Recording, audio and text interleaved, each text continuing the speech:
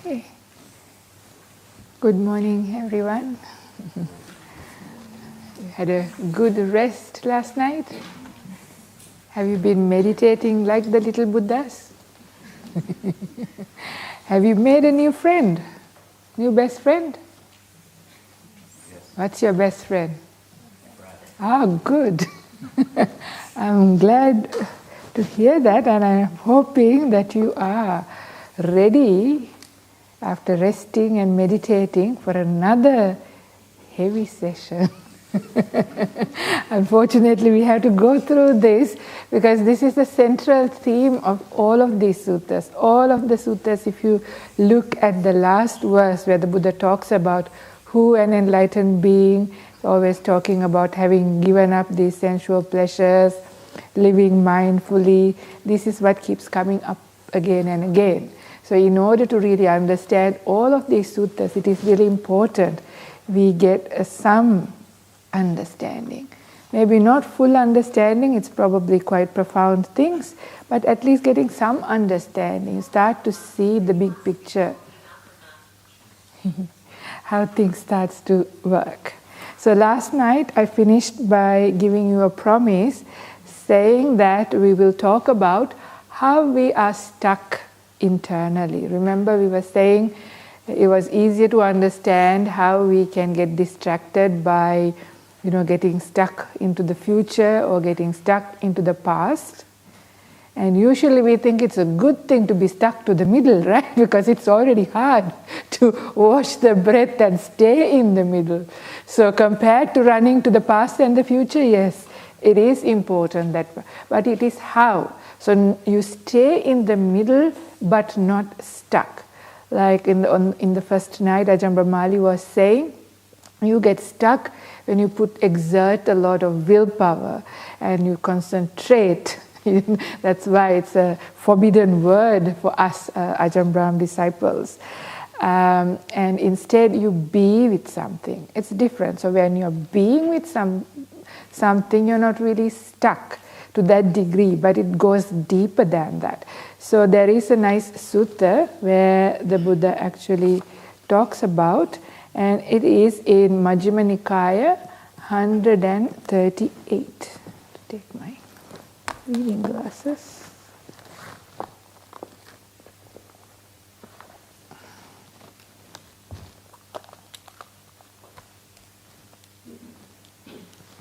It's called Uddesa Vibhanga Sutta. It's exposition of a summary and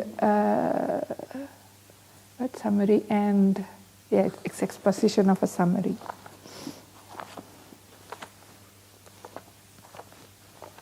You will get all of these suttas eventually. I will send them out to Leha, so don't worry too much. In this sutta, I'm only reading like an extract from it.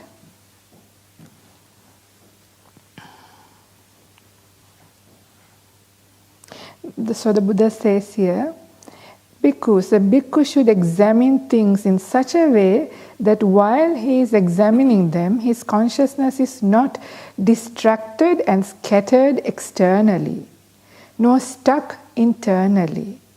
And by not clinging, he does not become agitated. Agitated, this is this word injita. Remember in this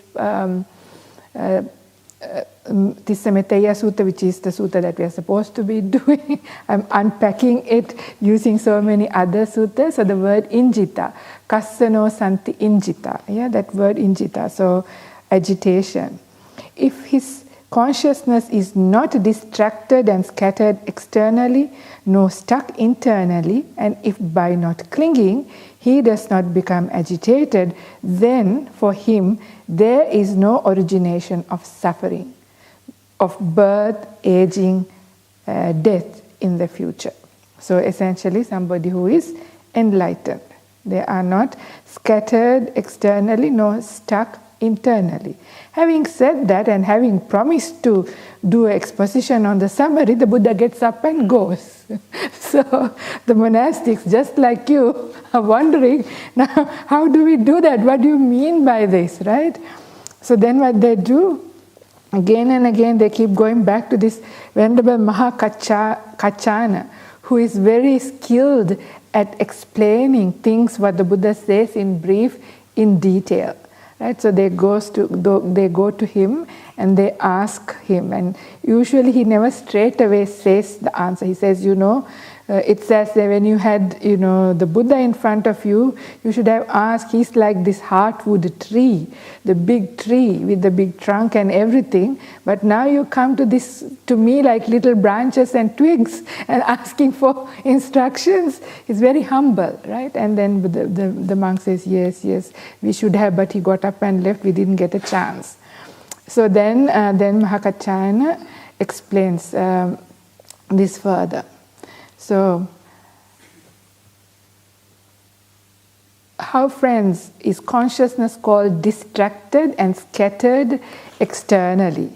Here, when a bhikkhu has seen a form with the eye, if his consciousness follows after the sign of form, is tied and shackled by gratification in the sign of form, it is fettered by the fetter of gratification in the sign of form, then his consciousness is called distracted and scattered externally.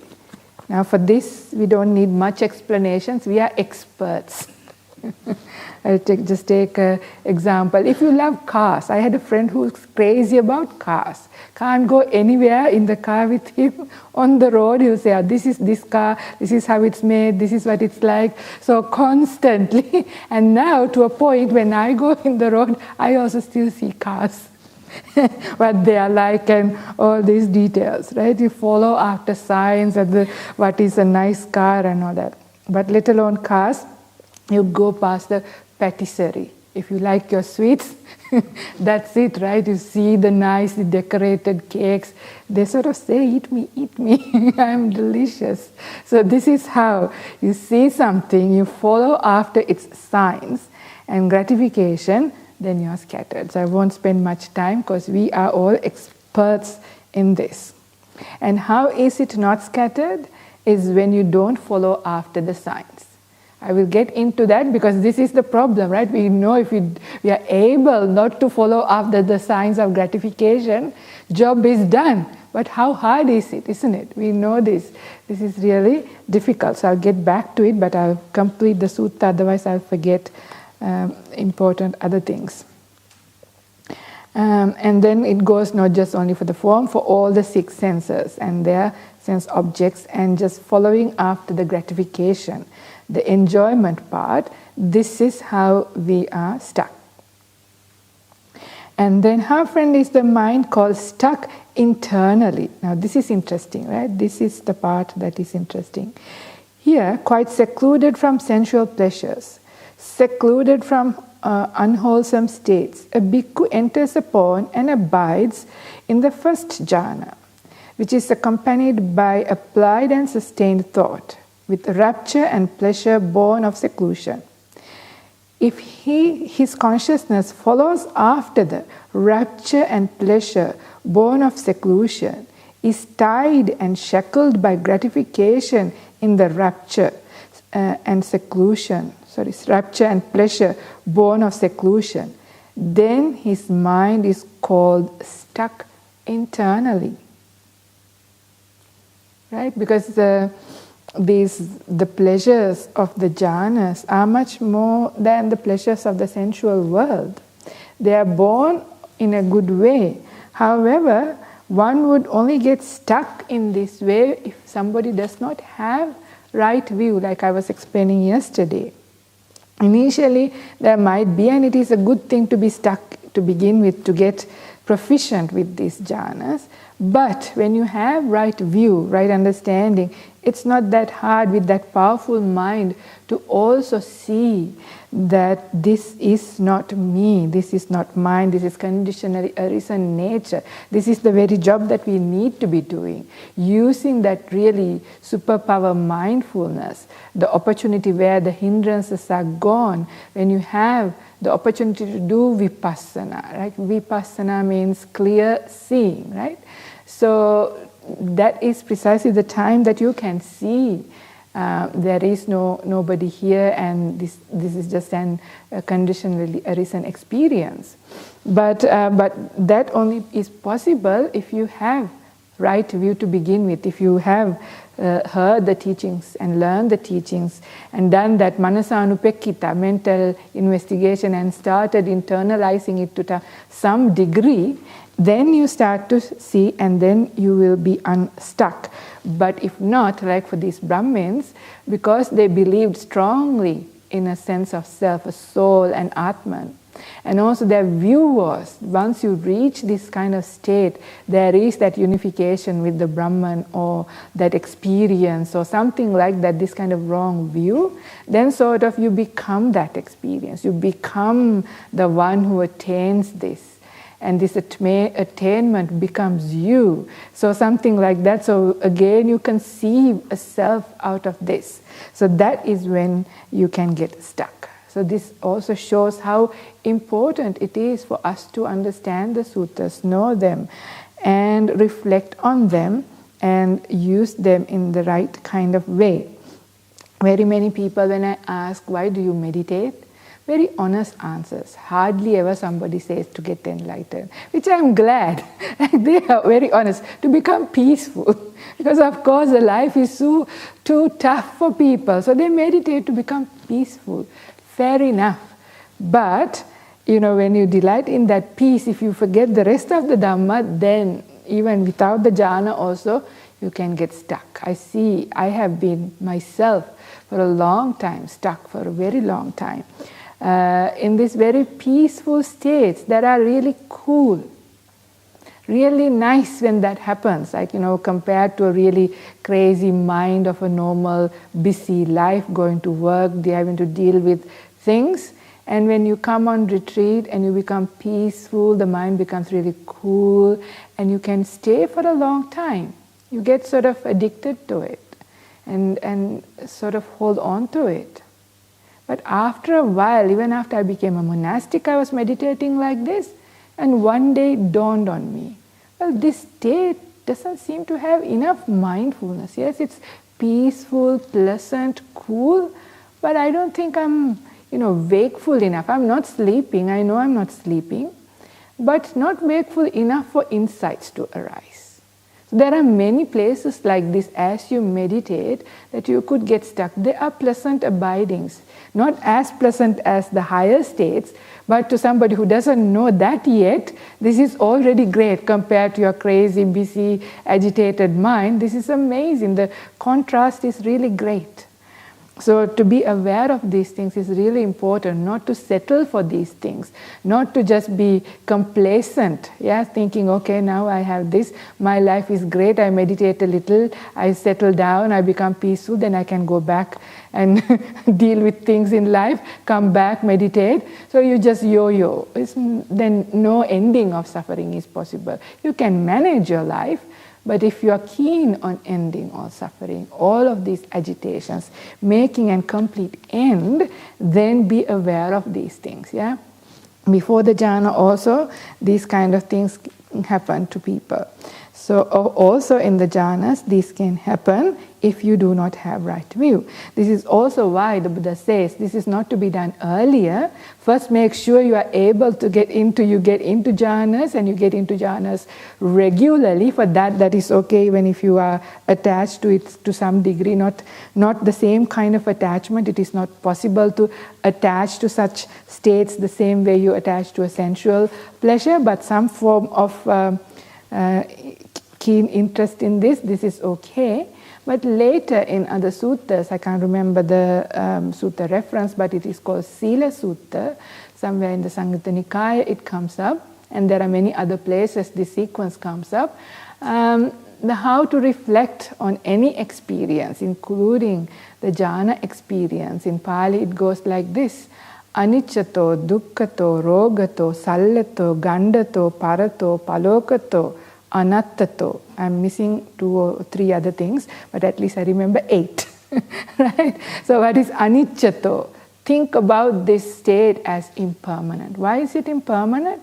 Because it is there, because it arises through conditions, putting in the right causes and conditions. You're looking, watching the breath, settling your mind down. It is conditionally arisen. It didn't just arrive by magical thing. It is caused by conditions. When the conditions change, you also come out. You can't last forever in the jhana states. Aniccato dukkhato. So how can that be pleasant, abiding, be dukkha? Well, compared to nibbana, ending of everything, compared to all of those things, this is still an affliction. So the way the Buddha describes nibbana is really beautiful. I'm going to say it now, I will say it again later, because as a meditation retreat, this is where we need to incline our mind. Even though it may be a little bit far away, still you can find inspiration in this. And even if you can understand and learn the Pali, it is kind of beautiful. But I will say both in Pali and English. In Pali, this is how it goes. And this is actually a recommended way of meditating as well, called Upasamanusati meditation. So Upasama is that very stilled, peaceful state, which is the state of Nibbana.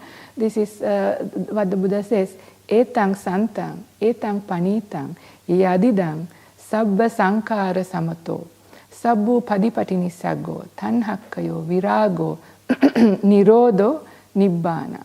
So what is that state? This is most sublime, the most peaceful, the beautiful, better than all of these material jhanas and immaterial attainments. More than everything is this state where etang santang, etang panitang, yadidang, sabba sankara samato. Sankaras are all of your volitions, all of the things that are made up, created by you. Because everything, including the body, the feelings, the perceptions, everything is created. We'll try to understand it even more over the next days through this retreat. But everything is created. Everything is created. And when all of those creations come to an end, become settled down, sabba sankara samato, imagine for a moment all of these things dying down and settling down. You're becoming like this really still forest pool. Beautiful, isn't it? The mind, which is usually like a wavy sea at storm, usually, if you imagine being really still, all of these creations have come to an end, settled down. Beautiful. Sabba sankara samato. Sabbu padipati nisaggo. This upadi is coming up in another sutta. Upadi is all of your attachments. You know, I don't have to tell too much about attachments. We are very, again, experts in making attachments to people, to situations, places, even to the retreat. That's a good attachment maybe to some degree. Oh, it's going to come to an end, you know, attachments. If you can give up, throw out, all of your attachments are ended, how wonderful that would be. Yeah, take for a moment and imagine. What happens when you are attached to something or somebody? When they shake, you shake, isn't it? Think about it. Like, I used to remember this. I used to be very attached to people, and my attached people forgot to tell me good morning. My day is miserable. That's how much control when you're attached to. Of course, they forgot my birthday. That will be like my death day. Yeah, you know how these things are like. So if they didn't smile, if they didn't appreciate you, whatever they did, you shake. Yeah, because when you are connected to something, when that shakes, you shake. So you're dependent on somebody, then you're constantly being shaken. But when you're independent, free of attachments, when you're released, how wonderful that would be. Yeah, nothing agitates you.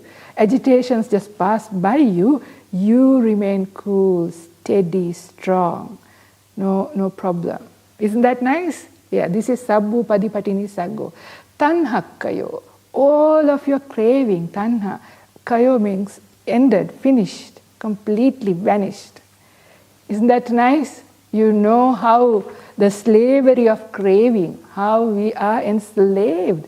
Yeah, craving is the mistress. Sorry, it's always usually used in the feminine form in the suttas. Master also, it's okay. Don't worry about too much the gender, whatever it is. So getting away from that slavery of craving, wouldn't that be nice? Yes, so tanhakkayo, virago, all of these things fading away. Nirodho, everything ceasing. Nibbana. So this is Nibbana. This is extinguishment. So compared to that, even these jhana states, all of these attainments, they are still considered an affliction. Like aniccato, rogato, like a disease, gandato, like a wound, sallato, like being stuck with like a sharp thing and you were pierced. Yeah, parato, like it belongs to somebody else. Palokato, like you are like a very, like I call papadam. Do you know papadam? Those very crunchy Indian food, Indian and Sri Lanka, very fragile, yeah, breaks easily. This body is like that, yeah, very easily. Tiny little piece of RNA could kill you, right? You saw that during COVID. You hit your head somewhere, you fall down and finished. So very, very fragile, all of these things. So even the body is like that, everything else is like that. So anattato, there is no sense of self. It's only conditionally arisen, and with the passing away of the conditions, it goes. It doesn't belong to anybody. So these reflections are very helpful to reduce and to understand the reality. But anyway, so this is how we get stuck and distracted. So how we don't get stuck and distracted, we can go into more detail. So I already mentioned a little bit about how to not get stuck is this kind of reflections. But just the reflection itself isn't enough. You need to start seeing them with your own insight, born from this deep stillness. You start to see that the conditioned nature of these things. So that is when it starts to have an effect on you, a real effect. But the reflection is necessary because you hear, I learned this for the first time from Ajahn Brahmali from the Suttas. He was telling the two powers that takes us in the path, yeah? Patisankhana bhala and bhavana bhala. Patisankhana bhala is the power of reflection. Bhavana bhala is the power of cultivation. So reflection is important, but they have to go together. If you just reflect with an ordinary mind, it only has a small degree of effect, and yet it is still important. That helps you to do more meditation, to become more still. And when you do reflections with a much more still, powerful mind, what it does, the effects of that is even greater. And that helps. They go hand in hand. When you do it together, it carries you forward into deeper and deeper meditative states, and things become easy to let go and change your habits. Because like it's one thing to say, give up these things, but is there, it's only this much, easy for me to say. And the nuns over there will laugh at me because they know my weaknesses with cake, for example. Yeah, something simple. And if you are not into food, you think, what's the big deal? But for somebody who's into food, well, that's a big deal. And maybe cake is not a big deal for you, maybe it's the songs, or maybe the knowledge, whatever it is, we all have something that's a big deal, and other things are not a big deal for us. But whatever it is, this is how it goes. Why is this? So in the past you could say, oh, I didn't have enough mindfulness, I didn't know they were bad, so I just indulge in them. But now as a practitioner, are you guilty of mindfully doing the wrong thing? Don't put your hands up. I know everybody's hand's going to go up. And you feel really guilty, right? Because before you could blame, I didn't know, so it's okay, I'm excused. But now I should know better. I had good mindfulness not to do it, but I went right ahead and did it. Why is that? Why is this? Yeah? This is because right view isn't there. There's wrong view about it. The thing is, when you eat, I'm just using my chocolate cake now that I've already disclosed the embarrassing truth. So, when you eat, if you like chocolate cake, there is immediate gratification. This is why these things are called sensual pleasures. Otherwise, they should be called sensual sufferings, right? That's the reality. But they're called sensual pleasures because they have an immediate gratification. The moment you put it in your mouth, it's nice. So the idea is chocolate cake is yummy, gets reinforced every time you eat it, right? But the danger is, there is lots of danger for me especially. I'm even more embarrassed to say that I'm diabetic, so I should know better, let alone the spiritual path, right? For my own health, this is no good. The other day, yesterday, one of the ladies serving desserts was telling you, aren't you not supposed to have them? I said, I'm a real diabetic. Are diabetics for a reason, embarrassing reason. So anyway, why is this?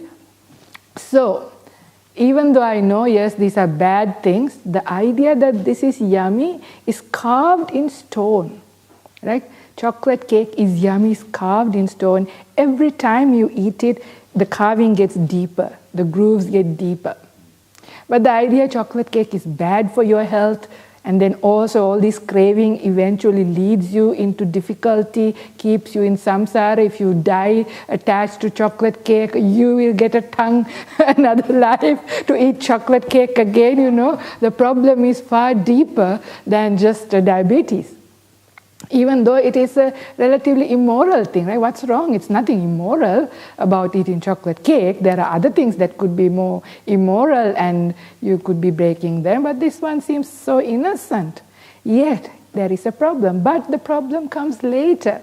Like the danger is much later. So because of that right view is just like written in sand or written in water really. You write it, immediately it goes. Have you ever tried to write something on water? You can't write anything because it just disappears very quickly. If you're getting better with your practice, then it's like written in sand. Have you ever written things on the beach?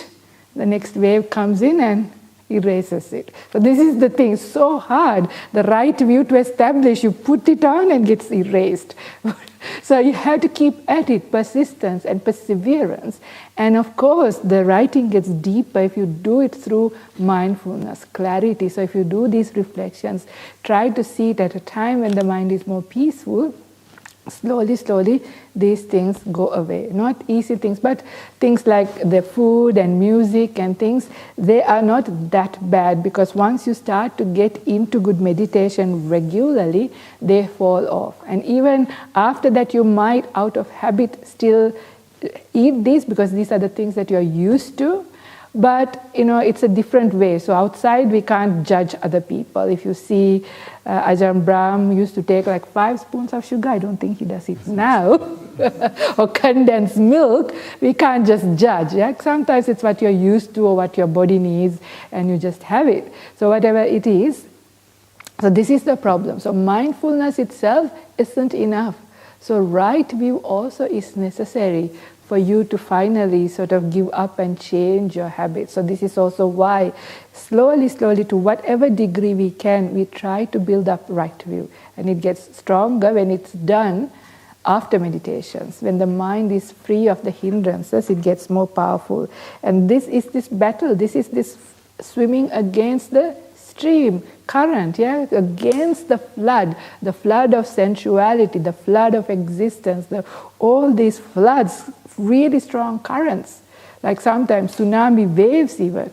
So we have to gently find our way to slowly, so we have to build up a muscle. So this is what we are doing by trying to restrain from little things, trying to learn how to stop, trying to sort of, build up a little bit of this mental muscle, and have to be patient, have to be forgiving ourselves, have to be kind, understanding. These things are long habits from many past lives. So just because you now heard the teachings and inspired, that's it, I'm going to do it. And if you try to do it with strong willpower, it's going to have the pressure cooker effect or the avalanche effect. It's very dangerous, right? So therefore, the important thing is to see, yes, this is dangerous, but slowly build up right view, the right kind of mental muscle. And when the conducive conditions are right, it will happen one day. But persistence and perseverance on it is the way to develop the path. Anyway, I got so carried away with talking so many things. Where should I be? What should I be talking about? Okay, I should be talking about today a little bit more about these conceivings as well, because in Jita, this is what I'm going to talk about. So just to remind you, the Sutta, who here in the world is content, said Venerable Tissametteya, who is not agitated. So this is the part that we are going to look a little bit more. So I already mentioned a little bit about the agitations, the cravings, and how the mind is distracted internally or stuck internally and scattered externally. But there are some beautiful suttas where the Buddha talks about this quite nicely. And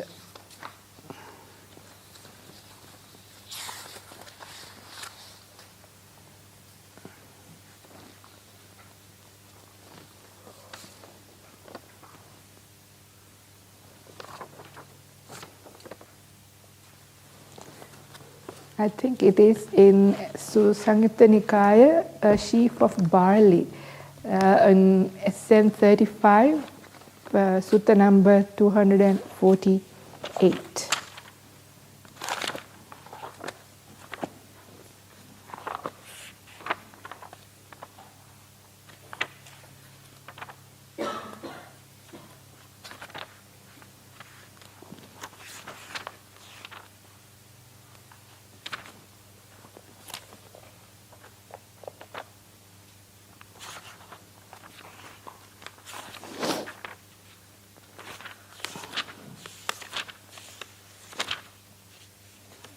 Okay.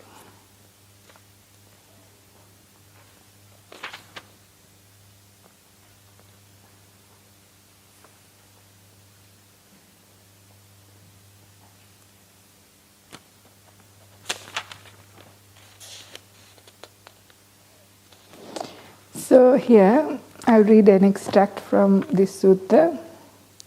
So too, bhikkhus, the uninstructed worldling is stuck in the eye by agreeable, disagreeable forms, stuck in the ear by agreeable and disagreeable sounds, stuck in the nose by agreeable and disagreeable odors, stuck in the tongue by agreeable and disagreeable taste, stuck in the body by agreeable and disagreeable tactile objects, stuck in the mind by agreeable and disagreeable mental phenomena.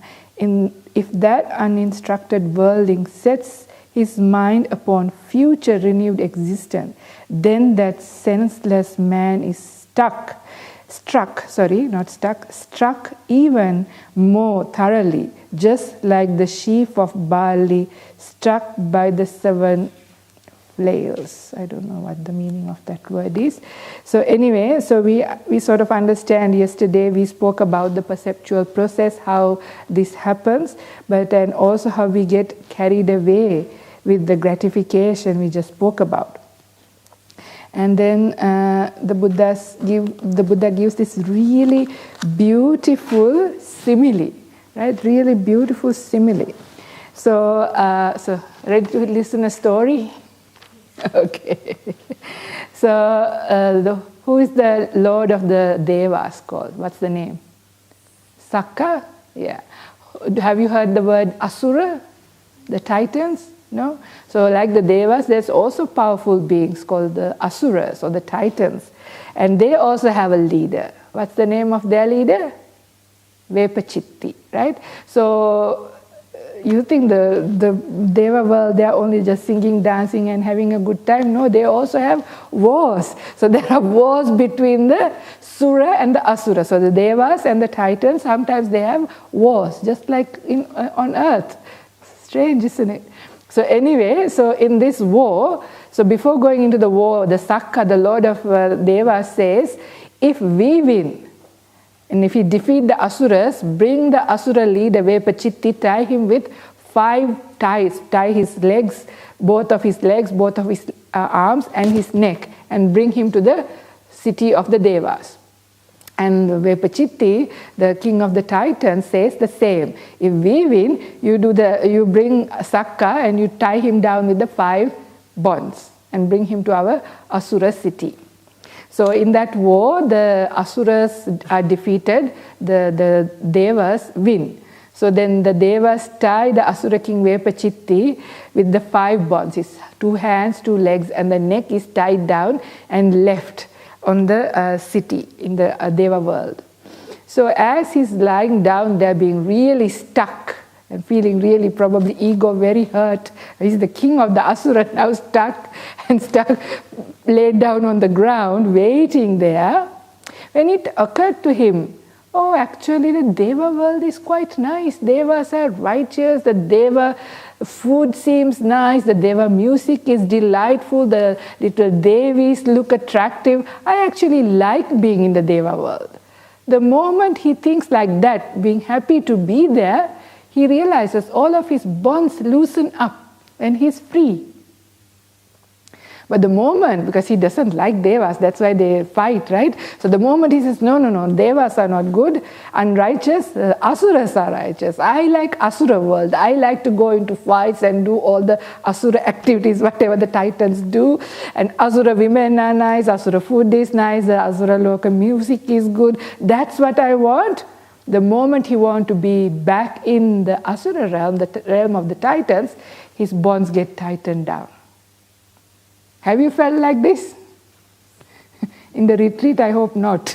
While in retreat, you think, oh, I've had enough of this boring retreat, too technical, I don't understand the thing, I don't want to know about these things, I like my sensual pleasures, don't tell me not to get rid of them. I want to go home and have a nice dinner. I want to go for a walk in the beach or something like that. If you want to go back, what happens? You start to suffer, right? You become a prisoner. So wherever you don't want to be, you could be a prisoner. Even in this beautiful heavenly mansion, or some people's mansions are like heavenly mansions, luxurious, everything you want, material-wise is there. But sometimes if you don't want to be there, then you are stuck. You are a prisoner. You are free, but you can't see you're free. One day, while I was at another retreat in Sydney, I was sitting outside in a veranda and looking, something caught my eye. And there was this caterpillar. It was stuck in a corner between 3 bricks, right? There's a corner of the 3 bricks. In that corner, going round and round and round in circles for about 45 minutes, I was watching. This was my caterpillar meditation, watching the caterpillar meditation. It's going stuck. It's as if it wants to go across and it's flat. I'm sure it got there in the first place by crossing over many bricks, but suddenly in this corner it was stuck. It could not go out. Comes to the edge, turns around. Comes to the edge, turns around. Have you felt like that? Stuck with your problems, finding no solution? Stuck. I can't do this, can't do that, can't go here, can't go there. I don't know how to get out of it. You try and you come back to square number 1. You try, you come back to square number 1. You're stuck in a mess. And yet your friends are laughing at you, say, come on, can't you see? Because they can see from a different perspective, but you can't see. And this happens other way around too. You see your friends stuck and you're like, what's wrong with you? Can't you do this? And you get out of here.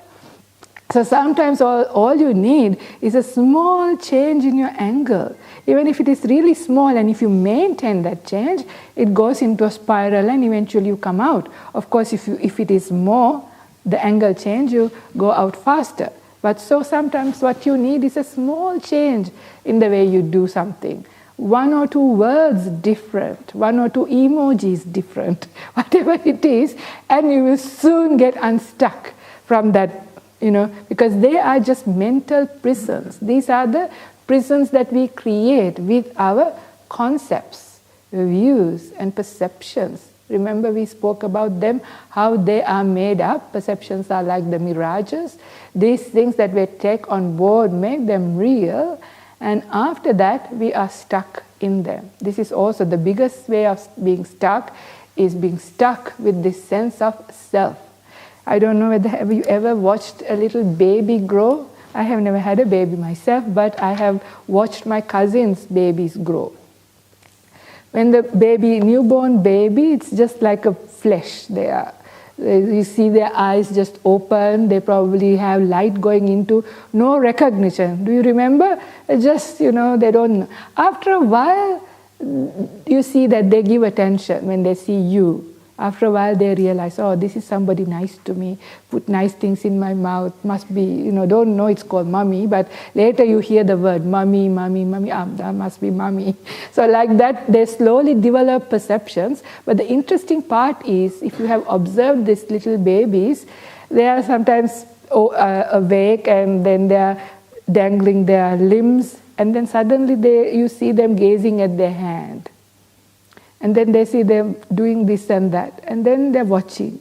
So they realize then later, oh, I can do this, so this must be my hand. So like this, and I also read a little bit about child psychology, this is how slowly the baby understands, me, and then of course the mommy tells a name, calls you by your name, so slowly, you build up. But this is not so hard for us to do that, because already our psyche is very familiar from many eons of identification with a sense of self. So it's just a small memory coming back, and you just become and assume that sense of self. So in the Majjhima Nikaya first sutta, yesterday Ajahn Brahmali was suggesting Majjhima Nikaya, but first sutta is a difficult one, so skip that if you are very new to Dhamma. But anyway, this is apart from the first sutta, but I'm going to tell you. In here, this is just a small extract from there. Here, bhikkhus, an untaught ordinary person who has no regard for noble ones and is unskilled and undisciplined in their Dhamma, who has no regard for true men and is unskilled and undisciplined in their Dhamma, perceives earth as earth.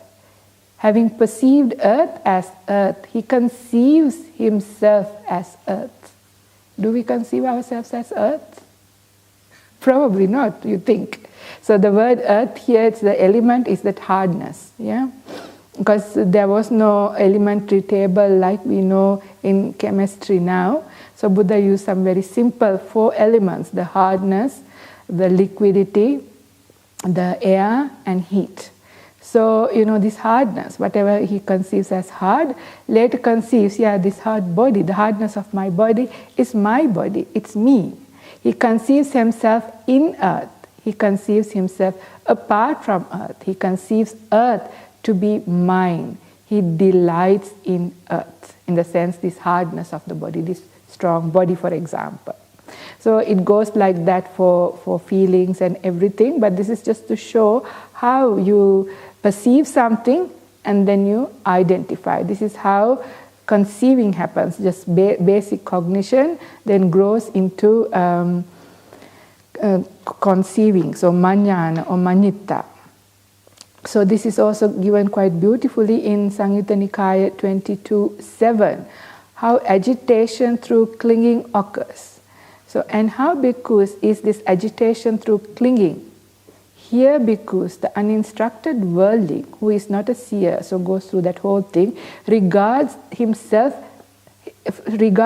form as self, or self as possessing form, or form as in self, or self as in form. Are you all confused, or did you understand it? It's hard. I took a long time for me to understand it as well. It doesn't matter if you don't fully understand it, but this is try and see whether you can understand this. Form as self is that you take, my body is who I am. I am this body. If my body changes, I change. When my body dies, I am gone. This kind of view. This is for taking form as self. Or self as possessing form. I am something inside, and this body belongs to me. I have a body. My body is my property. This is my physical form. So self owns the body. Probably we have all four of these views. So this is the other one, yeah? And form as self. The body exists inside myself. So I'm something bigger, and the body is here. The self is something larger or primary, and the body is contained within it. Almost like saying, within me there is a body. My true self includes this body as one part. Or self as form. The self exists inside the body. There is a soul inside this body. The real me is inside here somewhere. This is the common inner controller view, right? The thinker inside, the soul, all this idea. So that form, so whatever way it is, if it is too hard to understand, in the next sutta down, there is an easier way. So this is this me, myself, and I. Whatever the feeling that you get, that's good enough. So somehow when you have assumed a sense of self based on the form, based on feeling, perceptions, and all of these things, then that form of his changes and alters. With the change and alteration of form, his consciousness becomes preoccupied with change of form. Agitation and constellation of mental states born of preoccupation with the change of form remain obsessing his mind. Because his mind is obsessed, he is frightened, distressed, and anxious, and through clinging, he becomes agitated. We have experienced this, right? When we have got sick, especially if it was a little bit more life-threatening type of sickness. You can see the agitation that happens. Oh no, will I be able to walk again? Will I die? How painful will this be? So that alteration happening. And this also happens when you start to age. Oh, I used to look so beautiful when I was 20, but look, the wrinkles are coming, my teeth falling out. These days there are a lot of cosmetic surgery, but if you can't afford them. Yeah? So all these changes that are happening, we have so much concern. We're afraid of anything happening to this very fragile, like a papadang body. But we are worried. It's only like a papadang. But we are worried. We get really agitated based on this body, right? And its comforts. So the feelings, all of these things. So you can see how agitation arises when we have assumed a sense of self here in a body. Yeah. So the Buddha says. So this is where it is the agitation comes up. So so now I want to just connect a little bit with yesterday, because yesterday Madhupindika Sutta was a really powerful sutta, but I only spoke a little bit about it, not the really profound things, but you would start reading it and you say, oh, she didn't explain all these other parts. So, but I wasn't ready until we spoke about all of these things a little bit to be able to speak a little bit more about the sutta. So yesterday we understood how, based on you have an eye, there is a form. When you give attention, eye consciousness arises. And then eye contact happens. That's that experience based on the eye. As a result of contact, you have a feeling. What one feels, then what one perceives. You perceive it. What you perceive, you think about it. What you think about falls into proliferation. So if you know your dependent origination, paticcasamuppada, that's a very big topic. I'm not going to say too much right now. But in there you say contact gives rise to feeling, and feeling gives rise to craving. But here it says contact gives rise to feeling, and from there then it shows how craving arises. It is through that perceptual process, perceiving, thinking about it, and proliferating it. Think about the time you fell in love. I'm sorry to bring up these things and agitate your mind for a little moment, but that's the best one to understand this process. You remember these days it's different probably. If you had a photo of the person, you look at it and you think about, everything looks delightful. Like how the thinking, how the proliferation, how the projection, and how you create this incredible need for yourself. It's self-created, right? It's really, and it's the same person. If you finally fell out of love, the same person remained the same, then you start seeing all the opposite sides. Again, your hate, dislike is created by you. I'm bringing this up because this is a really fundamental, very easy to remember, and easy, very strong kind of like and dislike created by you for the same object. It's nothing like that. You can't talk about that. At least I can't talk about that with chocolate cake. Hasn't happened yet. Not liking part. So the thing is, so this is how craving comes about. And then in this Mahanidana Sutta, there is this beautiful, how it goes even further. This is a tiny little extract. This is from Digha Nikaya 15. In dependence on feeling, there is craving. In dependence on craving, there is pursuit. In dependence on pursuit, there is gain. In dependence upon gain, there is decision making. In dependence on decision making, there is desire and lust. In dependence on desire and lust, there is attachment. In dependence upon attachment, there is possessiveness. In dependence upon possessiveness, there is stinginess. In dependence upon stinginess, there is safeguarding. And because of safeguarding, various evil, unwholesome phenomena originate. The taking up of clubs and weapons, conflicts, quarrels and disputes, insulting speech, slander and falsehood. I don't think I need to go into explaining this. We know what this is about, right? Anybody who didn't understand this? Nobody.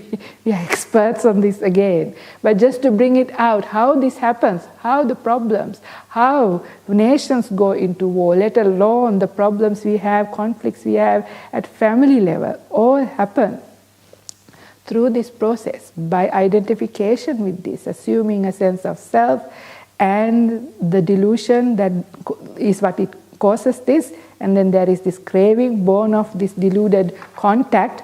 There's a name for it, avijja sampasa, something. It is in the Parileya Sutta, delusion contact.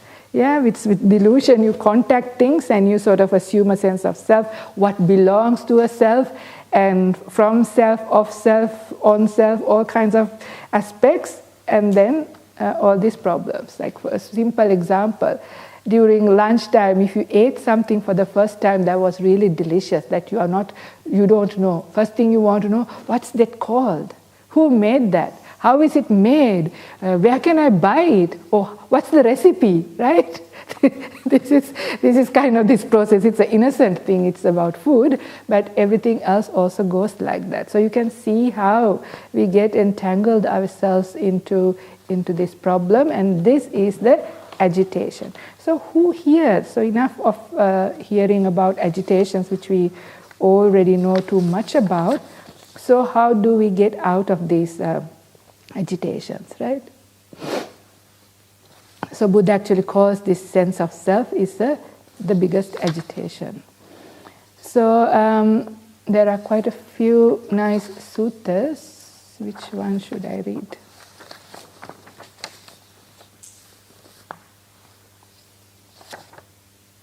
Maybe this Nandakovada Sutta. It's a sutta with the bhikkhunis. Quite nice for a change. It's always bhikkhus, right? So this is a sutta where it is in Majjhima Nikaya 146. Oh dear, I only have 5 minutes to go. I'll do this the next session whenever I have time, otherwise I can't do a good job. Instead, how about I say a few things or inspire your mind into non-agitation. Yeah, we'll end with some nice verses so you can meditate nicely. Forget about all these problems which are too big to crack right straight away. We walk towards it slowly in the meantime. Yeah, so this is coming from the Sutta Nipata. This is the Kuddaka Nikaya, same thing. We are right now doing chapter 5. This is in chapter 3, Sutta number 12. It's a long sutta about duality, but this is just a nice verse. Whatever suffering arises in the world, all is caused by perturbations or commotions. This is the word for injita, the shaking. With the cessation of commotions, there is no arising of suffering. Knowing this danger, the suffering is caused by commotions. Therefore, one should relinquish commotions and uproot conditioned activities. With no commotions, not grasping, mindful, a bhikkhu would go forth. In the same sutta, another verse. One who is independent, anisito, the Pali word, is not vulnerable. But one who is dependent and grasping in this form of existence or some other does not escape transmigration. So one who is independent is not vulnerable, but one who is dependent is vulnerable. We spoke about this a little bit earlier. Knowing this danger, that dependencies are the great fear, independent, not grasping, mindful, a bhikkhu would go forth. So in Udana 8.4, it says, for the independent there is for the dependent there is agitation. For the independent there is no agitation. When there is no agitation, there is calm. When there is calm, there is no inclining. When there is no inclining, there is no coming or going. When there is no coming or going, there is no passing away and rebirth. When there is no passing away and rebirth, there is no here or hereafter or in between the two. Just this is the end of suffering. So this wraps up nicely this sutta, right? Koda santu sito loke, kassano santi injita, ko ubhantam abhinyaya, majje mantana lippati, kam brusi mahasamanoti, ko ida sibbani machga, right? So we talk about the two ends and the middle and the ending of all of these things. So technically I have finished this sutta by doing this because we understand then who here is content, Who is somebody who is content without any shaking? That would be an arahant, right? So, because craving is what agitates the mind. The sense of self is what agitates the mind. When you become fully enlightened, the delusion is gone. So there is no sense of self. You don't assume a self anywhere, and craving is gone as well. The sibbani, the seamstress, vanished, poor thing. Conditionally arisen too she is, so she can vanish, and then you are at perfect contentment. So I encourage you to incline your mind towards contentment. So less agitation, not following after the signs that gives rise to agitation. Instead, try and see how you can restrain yourself by using some of this wisdom that you learned, whatever you understood, you can use it to incline your mind towards this beautiful contentment. And this contentment, when it reaches its peak, you are a fully enlightened being. How's that? Good, isn't it? Yes. Okay, I shall stop for this morning here.